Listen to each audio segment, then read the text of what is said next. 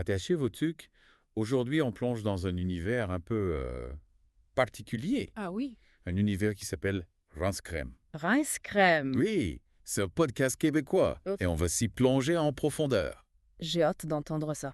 C'est un podcast qui est vraiment fascinant parce qu'il mélange l'humour et la philosophie d'une façon inattendue. Ah oui, c'est intéressant ça. On a 3 animateurs, Sébastien, Vincent et Marc-André. Ah, ouais. Sébastien, c'est le barbu. Le barbu. Oui, il est passionné par la musculation. Ah, intéressant. Vincent, dans cet épisode en particulier, il appelle avec un pied cassé. Oh non, pauvre lui. Et Marc-André, on dirait qu'il est toujours en train de se remettre d'une blessure quelconque. Ah oui? Ils abordent des sujets proposés par les auditeurs. Ok. Et ces sujets, ça va du banal au complètement absurde. C'est fascinant ça. L'épisode qu'on va analyser aujourd'hui, c'est un épisode exclusif à Patreon. Ok. Donc on a droit à une dose supplémentaire d'humour unique à Rince Crème. On est gâtés. Et Vincent, malgré son pied cassé, il décide de partager quand même son histoire de la semaine. Son histoire. Oui, chaque semaine, il partage une histoire. J'ai hâte d'entendre ça. Et l'histoire est un peu spéciale. Spécial comment? Il nous embarque dans un voyage à travers le multivers. Le multivers. Oui, vers une version alternative et terrifiante du village des Schtroumpfs. Ah non, les Schtroumpfs. C'est terrifiant ça. On va y revenir, mais Ok. juste avant d'aller plus loin, j'aimerais souligner que même si l'histoire de Vincent est complètement absurde, eh bien, elle aborde des thèmes importants. Ah oui. Comme quoi par exemple? On parle de masculinité toxique, les attentes de la société envers les femmes, le côté obscur du divertissement pour enfants, la peur de l'autre. C'est incroyable qu'on puisse aborder des thèmes aussi sérieux à travers une histoire de Schtroumpf. C'est ça la beauté de Rince Crème. J'ai hâte d'en savoir plus. Et pendant qu'on est dans le bizarre, eh bien, Sébastien reçoit un appel de sa mère. Sa mère. Pendant l'enregistrement. Oui, en plein milieu de l'enregistrement. C'est impoli ça. Mais c'est un gag récurrent dans le podcast. Oh bon. Sa mère l'appelle souvent pour parler de ses exploits de musculation. Elle est fière de son fils? Oui, et c'est une source d'humour incroyable. Je vois ça. Mais en tout cet humour-là, on peut aussi voir des thèmes plus profonds. Ah oui. La dynamique familiale, le défi de la communication, la quête de sens dans la vie. C'est intéressant de voir comment ils arrivent à mélanger l'humour et des réflexions plus profondes. Exactement. Et c'est ce qu'ils font aussi avec les sujets proposés par les auditeurs. On a par exemple une discussion sur les noms des applications de gestion scolaire comme Moodle et Omnivox. Moodle et Omnivox. C'est un sujet un peu banal, non? Oui, mais les animateurs de Rince Crème, ils utilisent ce sujet banal comme un tremplin pour des jeux de mots et des digressions absurdes. J'imagine que ça doit être divertissant. Ensuite, on a une discussion sur les écoles de tauromachie. Les écoles de tauromachie. C'est un sujet controversé. Oui, et les animateurs, ils abordent les questions éthiques reliées à la tauromachie avec un mélange d'humour et de sérieux. Ils n'ont pas peur des sujets difficiles. Après ça, ils discutent des questions qu'on poserait à Samuel Amigo à la douane. Samuel Amigo, Oui, je ne le connais pas. c'est un humoriste québécois. Ah, d'accord. Et cette discussion, ça devient une exploration hilarante des stéréotypes, des différences culturelles et l'absurdité de certaines procédures douanières. C'est fascinant de voir comment ils arrivent à trouver l'humour dans des situations de la vie courante. Et ils parlent même des gens qui utilisent des drapeaux comme rideaux. Des drapeaux comme rideaux. C'est original. Oui. Et à partir de ce sujet-là, ils font un commentaire sur la richesse, l'identité nationale, la façon dont on choisit de s'exprimer. J'aime bien leur façon de partir d'un détail et d'en faire une réflexion plus large. Et puis, il y a une discussion sur l'iridophobie, L'iridophobie. la peur des arcs-en-ciel. La peur des arcs-en-ciel. C'est une phobie que je ne connaissais pas. Eh bien, les animateurs de Rince Crème, ils essayent de comprendre cette peur inhabituelle.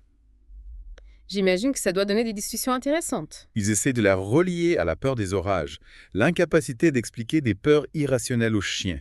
C'est drôle et touchant en même temps. Et finalement, on a un débat linguistique sur l'expression « une couple Une couple. ». Oui. C'est une erreur grammaticale, ça. Oui, mais les animateurs, ils profitent de cette erreur pour parler de l'évolution du langage, comment le sens des mots peut changer avec le temps. J'aime bien leur façon de trouver des sujets de discussion dans les détails les plus inusités. C'est vraiment ça la force de Rince Crème. Oui, Ils prennent ces sujets qui semblent banals et puis ils les transforment en occasion de réflexion, de perspicacité et de rire. on dirait qu'ils ont un talent pour trouver le profond dans l'absurde. Exactement.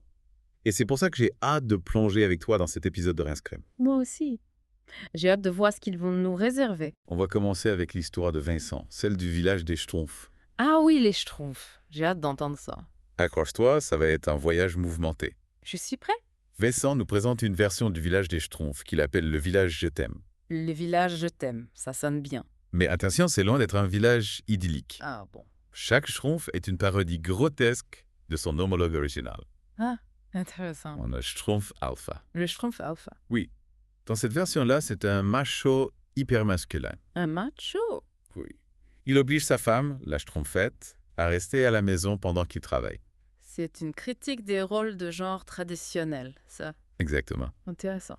On a aussi le Schtroumpf cuisinier, qui est devenu une figure dérangeante à la Ricardo. Ricardo? Oui. Le chef cuisinier québécois. Ah oui. Je vois porte les corsaires de Galaon. Il est obsédé par les appareils de cuisine, et puis il incarne les pires aspects du consumérisme. Une critique de notre société de consommation. Exactement. C'est brillant. Et puis, accroche-toi bien, on a le « je t'aime » pédophile. Je t'aime, pédophile. Oui, C'est horrible. il attire les jeunes Schtroumpfs dans sa camionnette avec des promesses de bonbons. C'est un sujet difficile à aborder, même dans un contexte humoristique. Mais Rance Crème n'a pas peur d'aborder des sujets tabous. C'est vrai. Et même Gargamel, il a droit à une transformation. Gargamel. Oui, il devient grande graine molle. Grande graine molle. Oui. Et il est obsédé par la capture des Schtroumpfs pour fabriquer une potion qui va l'aider à... Eh bien, disons que c'est pas très catholique. Je vois. On va éviter les détails. Ok. Et le grand Schtroumpf, il est rebaptisé le Glandem. Le glandem. Oui. Et c'est une figure effrayante en forme de glande qui pulvérise constamment. Bon, tu vois le genre. C'est une image assez dérangeante. Oui. Mais c'est ça, Rance Crème. Ils n'ont pas peur de choquer. Et au milieu de tout ce chaos, on a le Schtroumpf musicien qui s'appelle maintenant Je t'aime, Mitraillette. Je t'aime, mitraillette. Oui. C'est quoi son pouvoir spécial? Sa trompette se transforme en mitraillette. Ah non. Et il met fin à chaque épisode dans un bain de sang et de chaos. C'est violent. C'est une métaphore de la violence qui peut surgir, même dans un monde qui semble innocent. Je comprends. C'est une fin d'histoire assez troublante, non? Oui, c'est vrai. Mais c'est typique de Rance Crème. Ils aiment bien nous laisser avec des images fortes en tête. Exactement. On va prendre une petite pause et puis on va revenir pour analyser tout ça en détail. J'ai hâte. Waouh, cette histoire de Schtroumpf, Oui, c'est quelque chose. c'est intense, ça. Oui, vraiment. Mais c'est ça, Rance Crème. Ils prennent ses idées, ses concepts, et puis ils les poussent à l'extrême. Oui, c'est vrai. Mais on va revenir à cette histoire-là dans quelques minutes. Ok. Parce que je veux te parler des autres sujets qu'ils abordent dans l'épisode. Oui, j'ai hâte. On a parlé des écoles de tauromachie, Ah oui, les écoles de tauromachie. un sujet controversé. Oui, vraiment. Mais il aborde avec un mélange d'humour et de sérieux qui est assez unique. C'est la marque de commerce. Exactement.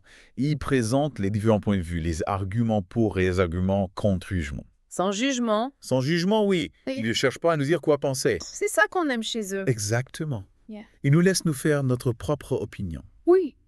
Et je me souviens d'un moment en particulier où Sébastien compare les toreros à des danseurs. Les danseurs. Oui, des danseurs avec des épées. Ah. C'est une comparaison originale. Oui. C'est absurde, mais en même temps, ça nous fait réfléchir à la dimension esthétique de la tauromachie. Oui, c'est vrai. Est-ce que la violence peut être mise en scène pour créer un spectacle? C'est une question intéressante. C'est une question que Rance Crème nous amène à nous poser. C'est ça qui est fascinant avec eux. Ils nous font réfléchir à des choses auxquelles on n'aurait jamais pensé autrement. Exactement. Et puis après ça, il passe à un tout autre sujet. Le care, Les questions qu'on poserait à Samuel Amigo à la douane. Samuel Amigo à la douane. Oui.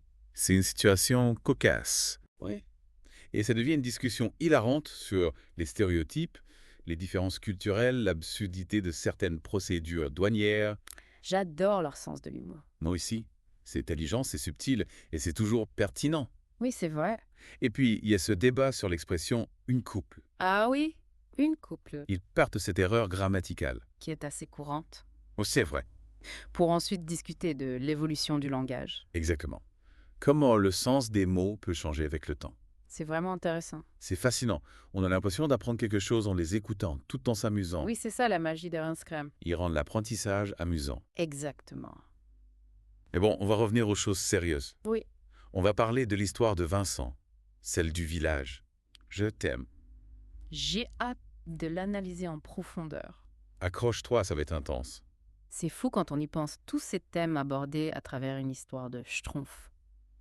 Ouais, c'est ça la force de Hans Krem. Ils arrivent à nous faire réfléchir en nous amusant. Exactement.